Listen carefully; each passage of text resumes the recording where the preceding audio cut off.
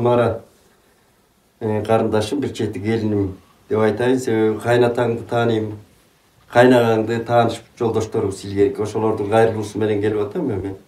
Дүйшөн ушундай тажрыйбалуу журналистсиң, ушу кайгыбызды угуп алып бир чети Азамат жолдошуңа көңүл айтам, терең көңүл айтам. Арты кайрылуу болсун, Куран окудук. Эми сага мен кыска буга чейин кайрылыпсыңар. Дагы биз дагы кошумча президенттен гана күтө турган маселелер бар экен, ошо президентке кайрылалы. Мына Азамат экөөң башынан кыска айтып берсең, качан баш косконсуңар, өзүң кайсы айылдын кызы болосуң? Азамат болсо Нарындын эмгекчил деген айылынан болот, ата жотосу ошол жактан.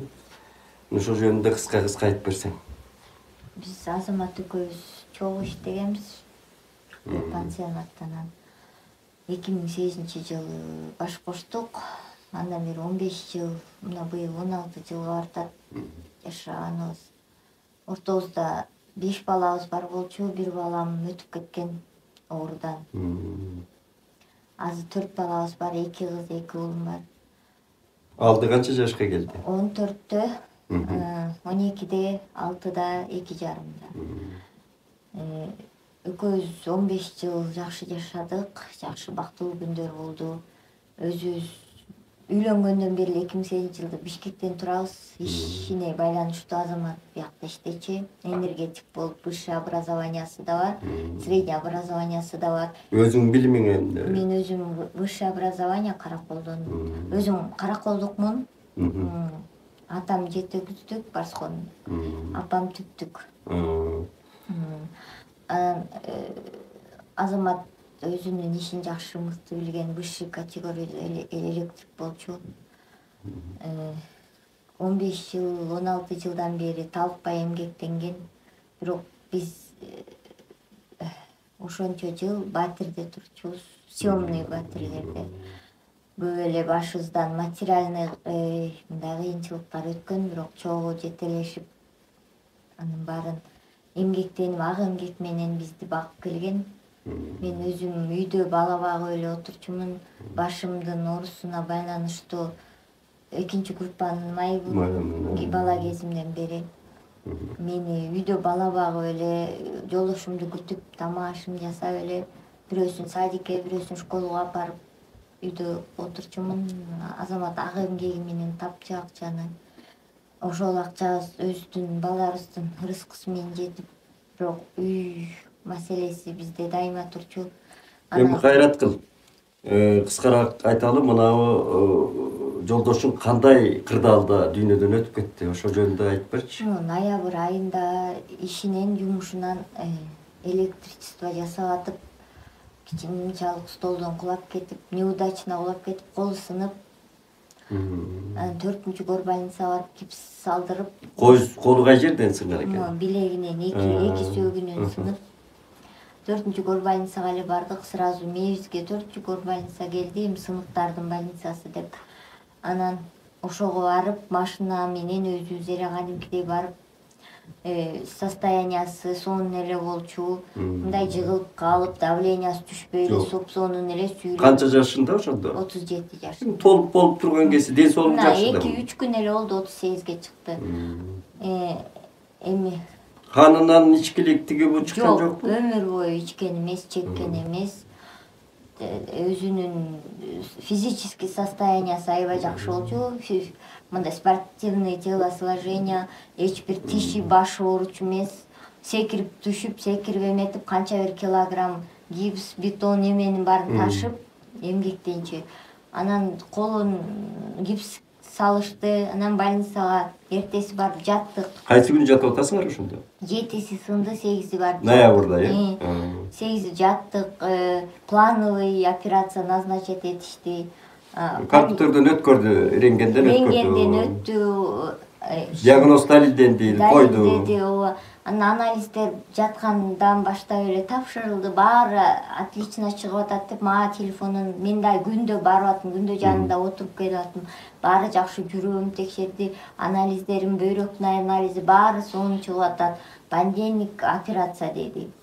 Анан суббота, воскресенье 2 күн колу шишип, невозможно оорутуп, анда өзүнүн лечащий врачы жумушка чыкпай, только дежурный врачтар укол сайып кетанал берип эле ушундай ооруйт, сынык, чыда, пандемик келет врачың деп. Сөзүңөр ал ошол ал жерде мен көп болгомун. Мындай журналисттик ишим менен да көп болгом. Өзүм башыман өткөргөндө окуядан болгом ошол жерде. Кабыл алуу бөлүмү дейт. Ал жерде ошо назначение жана берип атпайбы? Кипистеп эле анан диагноз коюп эле анан танып коюп атабы? Кийин канча күндөн кийин жасайт деп атат ошондо эле. Ошону эми деп ошондо ооз 2-3 күн деди да. Бирок ал күндөрү 8-9 10 жана эми выходной майрамдар болуп кетип эле, анан сиздики понедельникке созулуп калды деди да. Анткени результат анализ чыгыш керек. Результат анализдери 5-күнү чыгат. Эми карандай кайдыгерликтен эле шишип кеткен экен да. Убакыт созулуп кеткен да. 5-күнү ошо гипсин алмаштырып, мындай ачып көрүшүптүр да, состояниясын көрөлү дегенби эмне. Ачып көрүп такканда эле жолдошум айтты, башкачараак таккансып сезип калдым деди да. Анан өзүнүн ординаторуна кайрылса, тиги манжаларыңызды кыймылдатыңыз, иштетпей атасыз сизди деп, наоборот жолдошума күнөө салып койду да. Анан ошо суббота воскресенье сыздатып оорутуп шишип кетип, понедельник доплерге бардык. Доплерден ошо айтты, сосудтар мындай вроде нормальный экен, вам надо срочно сосудистый хирургияга баргыла деди. Сосудистый хирург врачтар ошо жерден 4 врач көрдү, 4-өө тең ошо жерден шок болушту да, мындай довести человека деди да, до такое состояние. Эми только ампутация кыласыңар, бирок кесиш керек деди да, кыргызча айтканда. Анан биз бирдеме жазып беришти, ошону врачыңарга бергиле деди. Алар жазып бергенди барып срочно врачыбызга бардык. Ошондо реанимацияга жаткызышты, ошо. Анан вторник ампутация болду, ошойдон жолдошум ойгонгон жок. Кечки 8-де өтүп кеттир, бизге 11-де айтышты. Кайрат кылем, андан берки тарыхтарды уктум, көрдүм. Эми карындашым өзүң 4 баланын энеси да, атасы да сенсиң. Сенин Кудайдын улуу сыноосу биринчиден. Экинчиден өзүбүздүн мынабы 32 жылдан берки, 30 жылдан берки жалаң ошо шалаакылык адистердин начардыгынан, адистердин кайдыгерлигинен мамлекетибиз туташ өнүкпөй келатканын бир себеби адам өмүрүнүн сакчыларынын мындай кайдыгерлик жасалып аткан ташбоордугу да бул. Эми эмне көп Кыргызда майрамга ошентип жатып алып канча кишилер кетип атат. Кече 3 жашар кыздын тиши үчүн өлтүрүп коюшту. Эми мынчалык кайдыгерликтин чеги болобу? Чеги болбойт.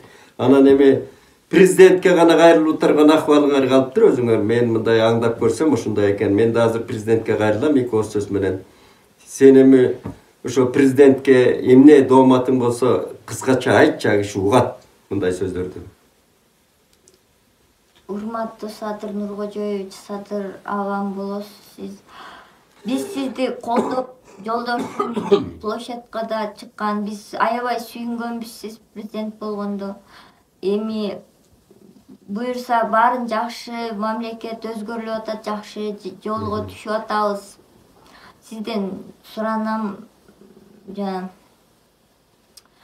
эки нерсени суранам, адилеттикке жетип ровд иш баштады, Ленинский ровд врачтарга. Ошону адилеттик чечимге баш көз болуп берсеңиз. Экинчи суроом, экинчи кайрылуум сизге, менин балдарым менен үй жайым жок. Өзүң майып экенсиң аба. Анан ошо үй маселесин карап берсеңиз суранат эле. Жардам бер деп эле сураныш керек аба. Сиздин мамлекеттин будущий балдары, менин балдарым, сиздин неберелериңиз, ушулар чоңоюп мамлекетке кыйын мырза, кыйын айым болуп чыксын, билим алышсын, достойно үйдө жашасын деп мен тилегим ошол. Эми өзүң дагы бир жолу кайрат айтам, өзүңө Кудай өмүр берсин, ден соолук берсин. ошол эки ролду аткарасың мындан кийин. Ошол президентибиз мындай иштерди өз көзөмөлүнө алып атат. Кай жерде болсо өзү чуркап жүрөт. Мен дайыма президентти өрт өчүргүчкө салыштырам. Биздин мына өрткө айланган мамлекетибизди өчүргүчтөй басып жүрөт ар кай жерде.